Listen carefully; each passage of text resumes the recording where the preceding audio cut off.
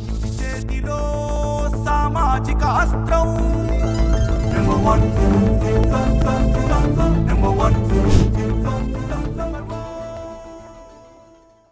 ప్రభుత్వంలో ఉన్నటువంటి విద్యుత్ రంగంలో గత ప్రభుత్వం నుంచి మొదలై ఈ ప్రభుత్వంలో కూడా కొనసాగుతున్నటువంటి అవినీతికరమైనటువంటి పనులు, వాటి వల్ల ప్రజల మీద పడుతున్నటువంటి కరెంటు ఛార్జీల భారం, వీటి గురించి ఆధారాలతో సహా మీడియా ద్వారా ప్రజలకు అవసరమైనటువంటి సమాచారాన్ని వాళ్ళ ముందు ఉంచడం కోసం ఈ రోజున ఈ ప్రెస్ మీట్ ఆర్గనైజ్ చేయడం జరుగుతుంది.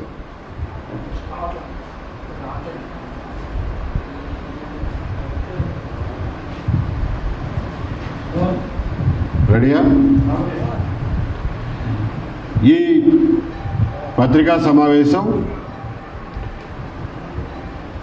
ఈ విషయాలన్నింటినీ లోతుగా అధ్యయనం చేసి సమాచారాన్ని తవ్వి తీసి మీ అందరికీ అందుబాటులో ఉంచే పనికి పూనుకున్నటువంటి సెంటర్ ఫర్ లిబర్టీ అనేటటువంటి సంస్థ ఆధ్వర్యంలో ఈ వివరాలన్నీ మీ ముందు ఉంచుతున్నాం. ఈ సంస్థ యొక్క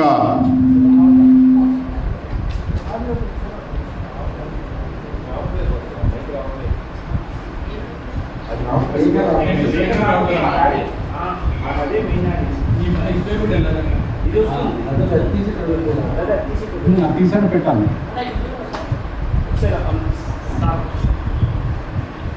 ఇప్పుడు వినిపిస్తుందో చూడండి. ఓకే, ఎక్కువ వస్తున్నట్టు జాగ్రత్త చూసుకో బాబు. మళ్ళా చెప్పమంటారా? ఓకే. మీడియా మిత్రులందరికీ స్వాగతం. ఆంధ్రప్రదేశ్ ప్రభుత్వంలోని విద్యుత్ శాఖలో గత ప్రభుత్వంతో మొదలై ఈ ప్రభుత్వంలో కూడా నిరాటంకంగా కొనసాగుతున్నటువంటి అవినీతి కార్యక్రమాలు,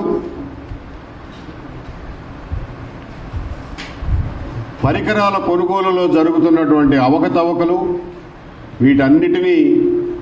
వీటి వల్ల ప్రజలు కట్టే కరెంటు బిల్లుల మీద పడుతున్నటువంటి భారాన్ని, ఈ వివరాలన్నీ మీ ముందు ఉంచడానికి, ప్రజల ముందు ఉంచడానికి ఈ రోజున ఈ పత్రికా సమావేశం నిర్వహించడం జరుగుతోంది. ఇందులో సమాచారాన్ని వెలికి తీసి సేకరించి దీన్ని ప్రజలకు అర్థమయ్యేలాగా మీ ముందు ఉంచడానికి కృషి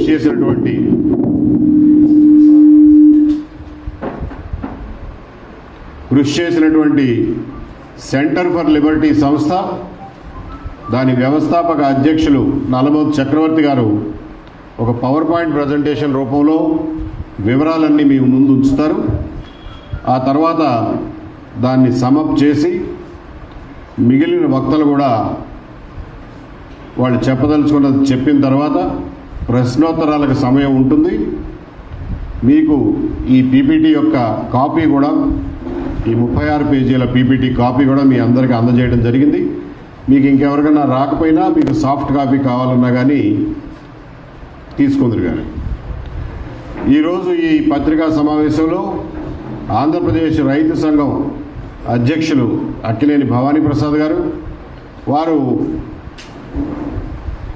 విద్యుత్ రంగం వికేంద్రీకరణ అనే విషయాల మీద చాలా అధ్యయనం చేసి ఎన్నో కరపత్రాలు వెలువరించారు. ఆయనకి ఈ రంగం మీద చాలా అనుభవం ఉంది.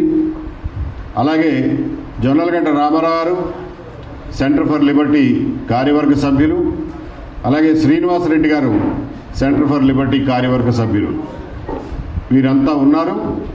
ఇప్పుడు తన పవర్ పాయింట్ ప్రజెంటేషన్ ద్వారా ఈ వివరాలన్నీ ప్రజలకు అందించాల్సిందిగా చక్రవర్తి గారిని కోరుతున్నాను.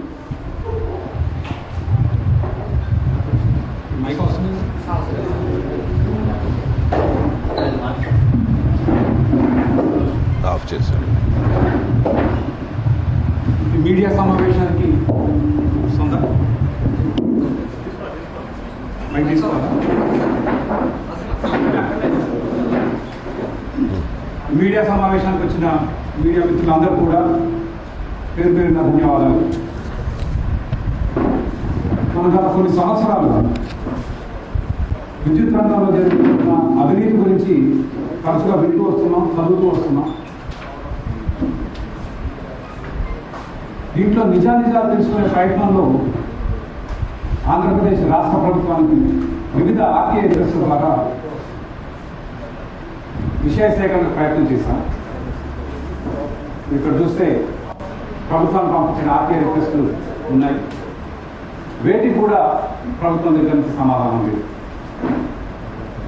ప్రత్యేకంగా తిరుపతి ఎస్పీడీసీఎల్లో వాళ్ళు అక్కడ కొనుగోలు చేసిన విద్యుత్ పరికరాల వివరాలు అడిగితే పూర్తిగా నిశ్శబ్దం ప్రభుత్వం. దాని తర్వాత ఆర్టీఐ అపిలేట్ అథారిటీ కూడా రాసాం. మేము ఆర్టీఐ ఇన్ఫర్మేషన్ ఆఫీసర్కి రాసే సమాధానాలు రావట్లేదు. అయినప్పటికీ కూడా ఇప్పటి వరకు సమాధానం గత్యంతరం లేని పరిస్థితుల్లో అనధికారికంగా ఈ విద్యుత్ అవినీతి కుంభకోణానికి సంబంధించిన ఆధారాలు అనధికారికంగా సేకరించడం జరిగింది. అది మీ ముందు ఉంచుతాను.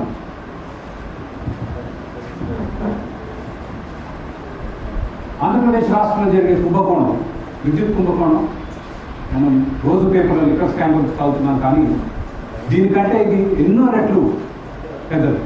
10,000 కోట్ల రూపాయల స్కామ్. ఇది గత వైసీపీ ప్రభుత్వంలో మొదలై ఈనాటి కూటమి ప్రభుత్వంలో కూడా కంటిన్యూ అవుతుంది. ఈ దోపిడీ ముఖ్యంగా 5 స్టెప్లలో జరుగుతుంది. ప్రభుత్వం ఎప్పుడు విద్యుత్ పరికరాలు కొన్నా 1000 కోట్ల విద్యుత్ పరికరాలు, ట్రాన్స్ఫార్మర్లు, కండక్టర్స్, పోల్స్, సబ్స్టేషన్ల నిర్మాణాలకు అవసరమైన ఇతర సామగ్రి కొన్నప్పుడు వారంటీ అడుగుతాం. 5 సంవత్సరాల వారంటీ. స్మార్ట్ మీటర్ అయితే 9 సంవత్సరాలు, 10 సంవత్సరాల వారంటీ. ఈ సప్లై చేసేవాళ్ళు వారంటీ ఇవ్వాలి.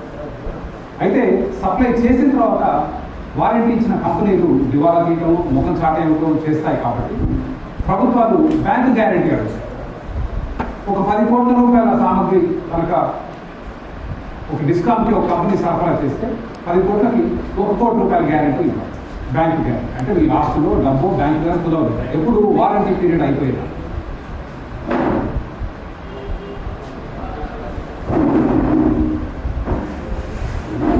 ఇవాళ వ్యవసాయ ట్రాన్స్ఫార్మర్కి ప్రభుత్వం 5 సంవత్సరాల వారంటీ అడుగుతుంది. 1000 కోట్ల రూపాయల వ్యవసాయ ట్రాన్స్ఫార్మర్ కొంటున్నారు. ఒక 1000 కోట్ల రూపాయల వ్యవసాయ ట్రాన్స్ఫార్మర్ కొంటే 100 కోట్ల రూపాయల గ్యారంటీ ఇవ్వాలి. వైసీపీ ప్రభుత్వం టెండర్లలో కండిషన్లు మార్చి గత ప్రభుత్వం 2014-19లో టీడీపీ ప్రభుత్వంలో మీరు స్పష్టంగా చూస్తే 10% గ్యారంటీ అని మీరు చూడొచ్చు. అక్కడ ఎవరైనా ప్రభుత్వానికి కరెంట్ సామగ్రి సప్లై చేస్తే 10% కాంట్రాక్ట్ విలువలో 10% బ్యాంకు గ్యారంటీ ఇవ్వాలి. ఫాస్ట్ఫార్వర్డ్ ఇది 2018లో టెండర్ నెంబర్ 65. వైసీపీ ప్రభుత్వం 2023-24లో వచ్చిన టెండర్ నెంబర్ 34లో మీరు చూస్తే 20 కోట్లు ఎవరైతే ప్రభుత్వం దగ్గర డిపాజిట్ బ్యాంక్ గ్యారంటీ పెడతారో మీరు ఎంతైనా వ్యాపారం చేసుకోవచ్చు. దానికి అంతు లేదు.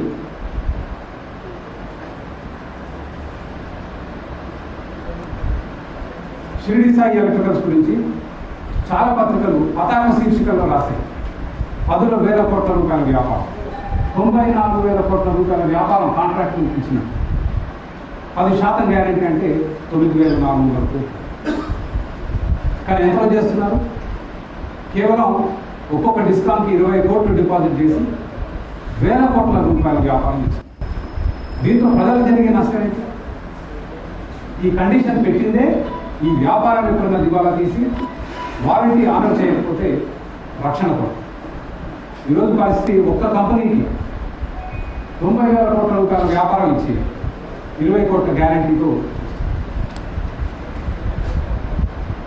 అది మొదటి స్టెప్లో ఒక కంపెనీకి సహాయం చేయడానికి వైసీపీ హయాంలో వచ్చిన మార్పు.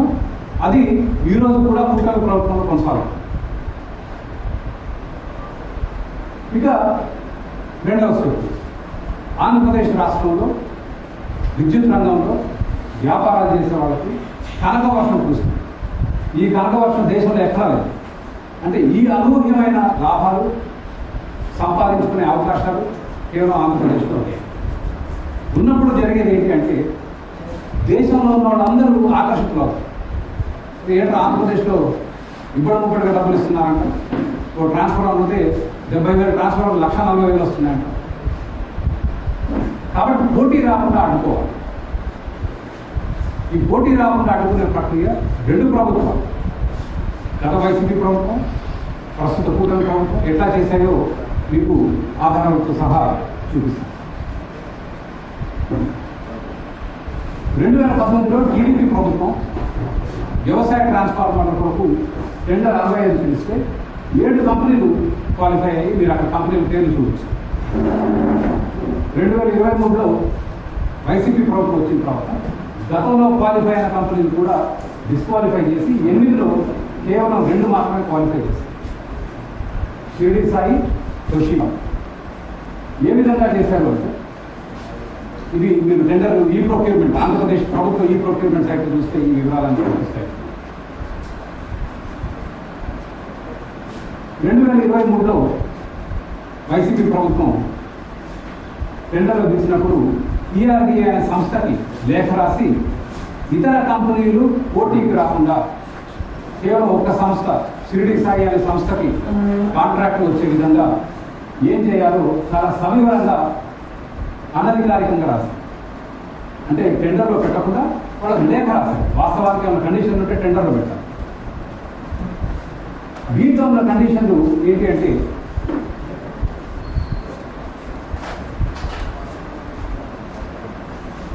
టెండర్కి ఎవరైతే బిడ్లు వేస్తారో ఆ కంపెనీ దగ్గర మల్టీనేషనల్ కంపెనీలు ఉండేటువంటి 10 రకాల డిపార్ట్మెంట్స్ ఉండాలి. Finance department, human resources department, accounts department, sales department, marketing department. ట్రాన్స్ఫార్మర్లు అమ్మే కంపెనీలు మధ్య చిన్న తరహా కంపెనీలు ఏవి కూడా వీటికి అర్హులు. అంటే చిన్న కంపెనీలు, మధ్య తరహా కంపెనీలు, గతంలో వ్యాపారం చేసే కంపెనీలు ఏమైనా ఉంటే వాటిని పోటీ నుంచి నిర్మూలించడానికి ఈ కండిషన్లను పెట్టాయి. దాని తర్వాత నెక్స్ట్